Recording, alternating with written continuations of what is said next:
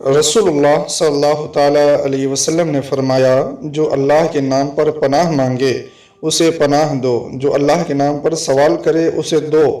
جو تمہیں دعوت دے اسے قبول کرو، اور جو تمہارے ساتھ بھلائی کرے تم اس کا بدلہ دو۔ اگر تم بدلہ دینے کے لیے کچھ نہ پاؤ تو اس کے حق میں اس وقت تک دعا کرتے رہو جب تک کہ تم یہ نہ سمجھ لو کہ تم اسے بدلہ دے چکے ہو۔ رسول اکرم صلی اللہ تعالیٰ علیہ وسلم نے فرمایا، مؤذن کی آواز جہاں تک پہنچتی ہے اس کی مغفرت کر دی جاتی ہے، اور ہر خشک و تر اس کے لیے مغفرت طلب کرتا ہے، اور اذان سن کر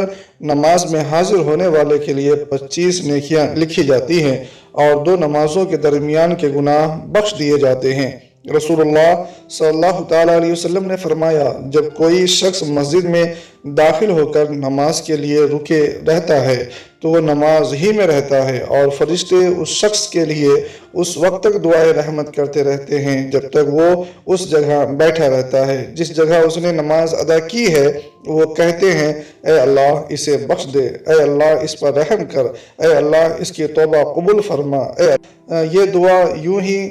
جاری رہتی ہے جب تک کہ اس کا وضو نہ ٹوٹ جائے اور جب تک اپنی جگہ سے ہٹ نہ جائے۔ رسول اکرم صلی اللہ تعالیٰ علیہ وسلم نے فرمایا، جب تم میں سے کوئی ایسا شخص دیکھے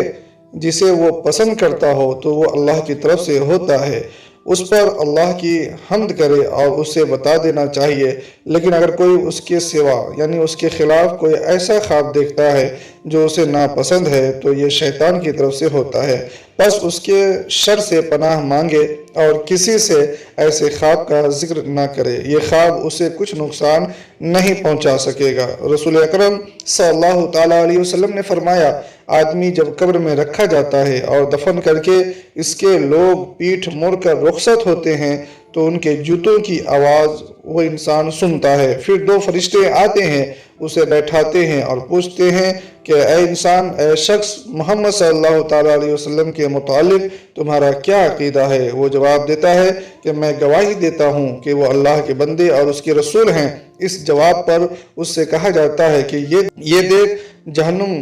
کا اپنا ایک ٹھکانہ، لیکن اللہ تعالیٰ نے جنت میں تیرے لیے ایک مقام اس کے بدلے میں بنا دیا ہے۔ نبی کریم صلی اللہ تعالیٰ علیہ وسلم نے فرمایا کہ پھر اس بندے مومن کو جنت اور جہنم دونوں دکھائی جاتی ہے، اور رہا کافر یا منافق تو اس کا جواب یہ ہوتا ہے کہ مجھے معلوم نہیں، میں نے لوگوں کو ایک بات کہتے سنا تھا، وہی میں بھی کہتا رہا۔ پھر اس سے کہا جاتا ہے کہ نہ تو نے کچھ سمجھا اور نہ تو اللہ اور اس کے رسول کی پیروی کی۔ اس کے بعد اسے ایک لوہے کے ہتھوڑے سے بڑی زور سے مارا جاتا ہے اور وہ اتنے بھیانک طریقے سے چیختا ہے کہ انسان اور جن کے سوا ارد گرد کے تمام مخلوق سنتی ہے۔ رسول اللہ صلی اللہ تعالیٰ علیہ وسلم نے فرمایا، طاقتور مومن اللہ کے نزدیک کمزور مومن کی نسبت بہتر اور زیادہ محبوب ہے، جبکہ خیر دونوں میں موجود ہے۔ جس چیز سے تمہیں حقیقی نفع پہنچے اس میں حرص کرو اور اللہ سے مدد مانگو،